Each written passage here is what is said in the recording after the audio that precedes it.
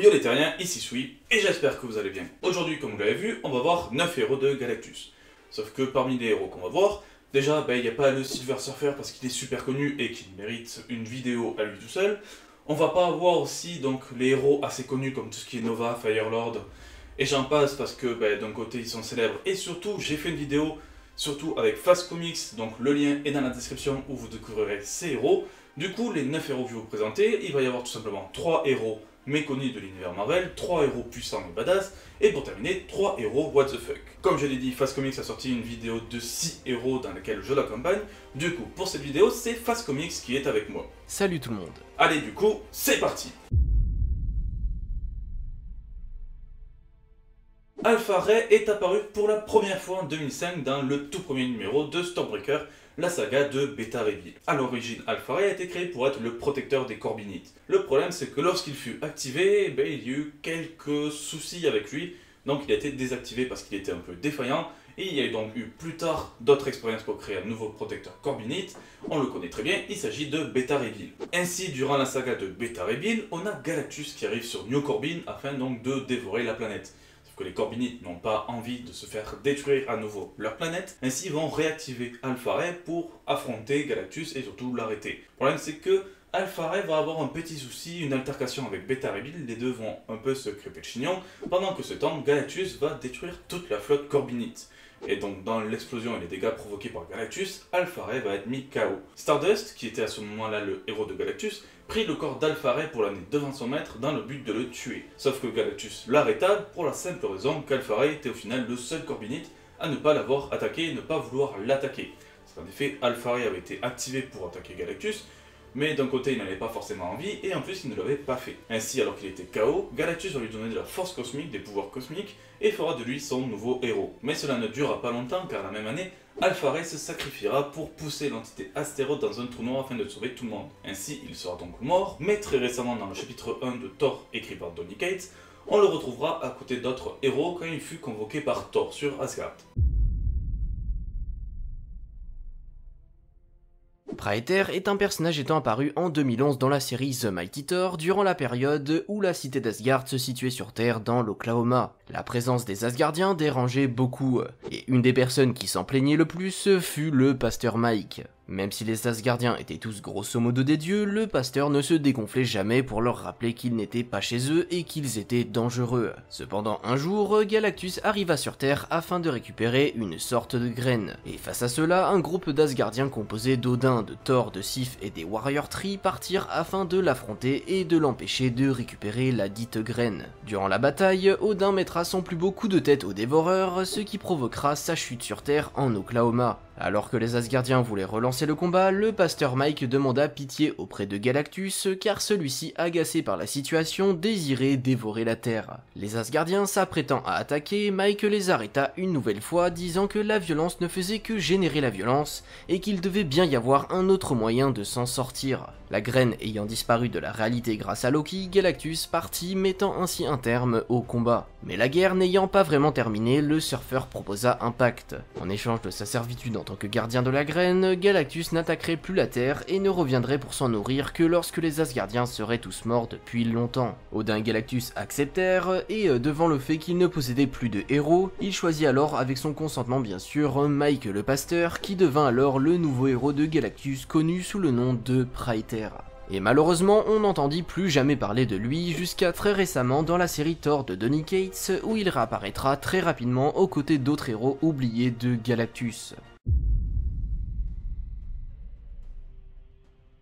Connor Sims alias Anti-Man est déjà un personnage peu connu en soi, mais le fait qu'il soit aussi un héros de Galactus l'est encore moins alors que c'est sans doute un des plus importants. En effet, Anti-Man est le seul héros de la vie. Pour expliquer tout cela, en fait, cela se passe en 2015 dans le comics Ultimate, où on a donc l'équipe des Ultimates qui va utiliser l'ISO 8 afin de rassasier une bonne fois pour toutes Galactus. Ils vont donc l'enfermer et Galactus va donc muter pour devenir le Galactus Fullbringer, le Galactus porteur de vie. Sur cette période, on a Connor Sims qui est perdu dans les interespaces de l'univers, qui donc traverse un peu les dimensions, et il va être retrouvé par Galactus qui va le sauver et qui va donc décider de faire de lui son héros de la vie. Que ce sera le seul héros du Galactus Fullbringer. Le problème c'est que cela sera très bref car lors d'un combat entre Galactus et Logos, le Ghost va infecter Galactus et celui-ci va à nouveau avoir faim.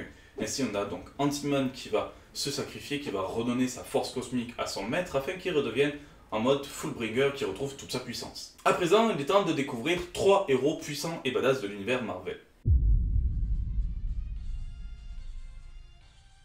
Le Cosmic Ghost Rider est un personnage récent et quand même assez connu, car il provient du futur de Thanos Winds et plus précisément de l'univers TRN 666. Il est apparu pour la première fois dans le numéro 13 de la série Thanos, scénarisé par Donny Cates. Et si vous vous demandez pourquoi ce personnage est super puissant et badass, eh bien c'est tout simplement car l'homme qui se cache sous ce rôle est déjà un des personnages les plus cool de l'univers Marvel. Car en effet, il s'agit de Frank Castle alias le Punisher, qui après sa mort des mains de Thanos passera un pacte avec Mephisto afin de devenir un Ghost Rider et de se venger. Cependant, après avoir passé des années sur une planète Terre complètement déserte, il passera un pacte avec Galactus afin de devenir son héros et d'affronter Thanos, fusionnant alors un Ghost Rider avec des pouvoirs cosmiques. En tant que héros, il est vraiment puissant, mais surtout, c'est quasiment le seul héros de Galactus à être immortel. Car dans le comics Revenge of the Cosmic Ghost Rider, celui-ci fut tué lors d'une énorme explosion, et réussit quelques mois plus tard à revenir à la vie en regagnant sa puissance en tuant et dévorant l'âme des personnes qui avaient trouvé son crâne. Thor, le héros du tonnerre, est actuellement le dernier héros de Galactus et cela se passe dans la série Thor de Donny Cates actuellement. Tout commence lorsque Galactus arrive faible et s'écrase sur Asgard. Thor va donc se dépêcher, va vouloir l'attaquer pour le tuer, mais Galactus va l'arrêter en avouant tout simplement que le Black Winter, qui est donc la catastrophe qui a détruit l'univers de Galan, donc l'univers de Galactus, avant qu'il ne devienne Galactus, arrive aussi dans leur univers et qu'il va tout détruire. Ainsi, Galactus a besoin de puissance, il est à la recherche d'un nouveau héros et le Silver Surfer va vouloir à nouveau rejoindre son maître, mais Galactus, lui, va plutôt prendre Thor pour héros et ainsi Thor va devenir le héros du tonnerre. Et si vous trouvez que le mélange entre un dieu asgardien et le fait de donner des pouvoirs cosmiques pour en faire un héros est un mélange très badass et très puissant, ben vous n'avez pas idée à quel point. Attention, je vais spoiler sur ce qui se passe à partir donc des chapitres 3 à 6, donc si vous n'en êtes pas là, je vous conseille de peut-être pas écouter, de passer à la suite. Mais donc pour faire simple, Thor est devenu tellement puissant qu'il avait tout simplement donc repoussé le Black Winter, mais surtout il absorba l'énergie cosmique qui était à l'intérieur de Galactus, il le tua donc, et en plus donc, il le tua, il le rendit même en poussière. Et le mec était tellement badass qu'il utilisait le casque de Galactus pour en faire un bâtiment dans Asgard. Cette fois-ci pour ce héros, il faut plutôt se tourner vers un what if, et plus précisément le what if spécifique à l'événement World War Hulk. Le récit mélange même World War Hulk avec l'événement Secret Invasion, vu que les Skrulls ont réussi à conquérir la Terre. Hulk faisant partie des rares survivants, Galactus va arriver sur Terre et la détruire. Car effectivement, vu qu'on a perdu quasiment tous nos grands héros, eh bien le mec peut bouffer la planète sans grand souci. Mais comme je vous l'ai dit, il reste un survivant à cette catastrophe. Et ce survivant, c'est bien évidemment Hulk. Galactus, voyant qu'il est toujours vivant malgré que sa planète est explosée, il décidera d'en faire son héros du doux nom de Worldbreaker. Franchement, on est presque déçu que cela se passe à la fin du What If, car imaginez le Worldbreaker, la personnalité la plus puissante de Hulk, recevoir des pouvoirs cosmiques. Ça doit être vachement impressionnant. Mais bon, terminons à présent cette vidéo sur la découverte des 3 héros les plus what the fuck de Galactus. Forcément, si je parle de what the fuck et de trucs incohérents et débiles dans l'univers Marvel, Deadpool est dans les parages et pour le coup, ça ne manque pas. Tout se passe tout simplement dans le Deadpool Team Up Galactus, où on apprend que Wade Wilson a des problèmes de thunes, personne ne veut lui filer d'argent, il regarde donc les petites annonces dans le journal, et là il découvre que Galactus est à la recherche d'un héros. Ouais, comme si Galactus allait passer une petite annonce sur un journal terrien pour ça, mais bon, c'est les conneries à la Deadpool, on le connaît tous. Bref, on a donc Deadpool qui va passer un entretien avec Galactus, il va donc devenir un héros, il va avoir des pouvoirs cosmiques, il tirera des lasers donc avec ses mains, et surtout, le truc le plus marquant pour lui, c'est qu'il aura une sorte de vaisseau planche. Parce que c'est une planche avec un gros truc à l'arrière, un moteur et tout, donc c'est un peu un mélange entre un vaisseau et la planche du Silver Surfer. Mais bien sûr, Deadpool ne sera pas un héros très longtemps, parce qu'il va certes donner plein de planètes à dévorer à son maître, parce que Deadpool et les massacres, ça le dérange pas, donc il y va sans sourciller, sans se poser de questions, mais il va être arrêté, il va se battre contre le Silver Surfer, il va se faire écraser, et donc après ça, Deadpool il va dire « Ok, bon, j'arrête de devenir un héros, et repartira donc sur Terre, continuera sa vie, et le plus grand regret qu'il aura, c'est de ne plus avoir donc cette planche qui lui servait donc pour voyager à travers l'espace. Non, vous ne rêvez pas, Superman est bien apparu dans l'univers Marvel afin de devenir un héros de Galactus. Déjà, posons un peu de contexte. Les crossovers DC Marvel furent courants à l'époque où ce comics est sorti, et l'aventure sur laquelle on va se consacrer aujourd'hui est le crossover datant de 1999 entre les 4 Fantastiques et Superman. Dans cette aventure, notre grand héros kryptonien se retrouve dans l'univers Marvel et fut infusé des pouvoirs cosmiques de Galactus après être entré dans la machine qui les contenait. Mais comme vous pouvez l'imaginer, Clark Kent est bien trop droit pour servir de héros, car en effet, vous n'êtes pas sans savoir que les héros de Galactus doivent trouver des planètes en général habitées, afin qu'elles soient mangées et donc détruites par le Dévoreur. Face à cela, Superman ne souhaitant rien détruire va se rebeller envers Galactus, et perdra ainsi ses pouvoirs cosmiques qui lui donnent d'ailleurs son apparence que je trouve assez cool. Il fera ensuite équipe avec les 4 Fantastiques afin de vaincre Galactus et le cyborg Superman qui d'ailleurs, fun fact, finira en une sorte de pièce de métal chelou. Oui, vous ne rêvez pas, Tante May, la tante de Peter Parker, notre ami Spider-Man l'araignée, est bien devenue un héros de Galactus. Cela se passe dans le Marvel Team Up 137 qui est sorti en 1984. Et pour sortir tout le contexte du comics, on se retrouve directement au début avec Peter, MJ et donc Tante May qui sont au cirque.